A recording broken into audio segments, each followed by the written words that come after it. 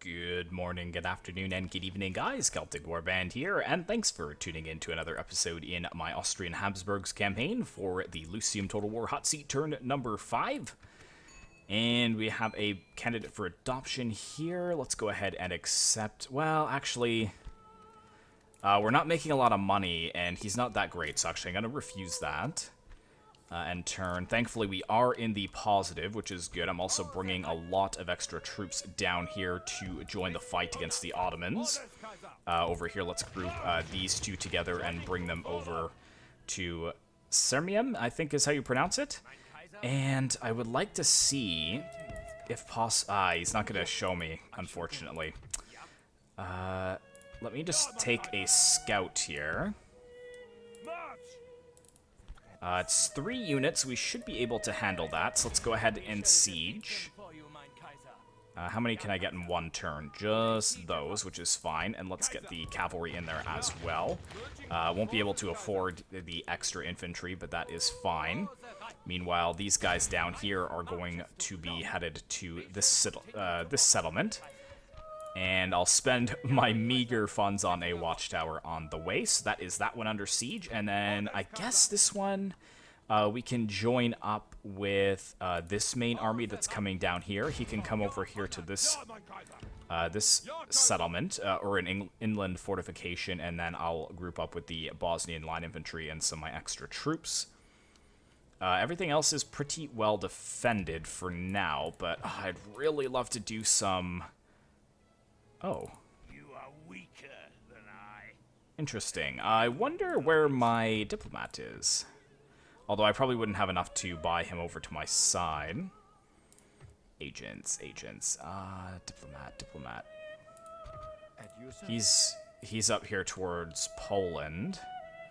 He's actually not too far away, but we might as well just push on, I think. Which way does the road go? It looks like it comes around this way. There we are. So let's ask for trade rights. We'll give map information. Maybe an alliance as well I could be interested in, because we've already talked and we aren't going to do threat... Or, sorry, I was going to say threat of war because I read that, but we're not going to be threatening towards each other at this point. We both have other objectives, me with the Ottomans and him with Prussia, so I'll offer that to him and see if he accepts. And then what I want to do next is to come over to France and see if we can strike a deal with him. Let's bring our Austrian bishop back down, though, because we're going to need help. We're going to need a lot of help to convert all of these territories over to Roman Catholic. And yeah, 2 more turns until they are ready. Excellent. And we've got some Hungarian riflemen over there, but I think I'll just leave them. I don't want to make everything too weak. I think that would be a huge mistake if we did that, so... Yeah, I've left some small garrisons in all of my cities just to try and slow things down. I would like to bring this 18th century cannon up, because it would mean that I'd be able to break through these settlements earlier on.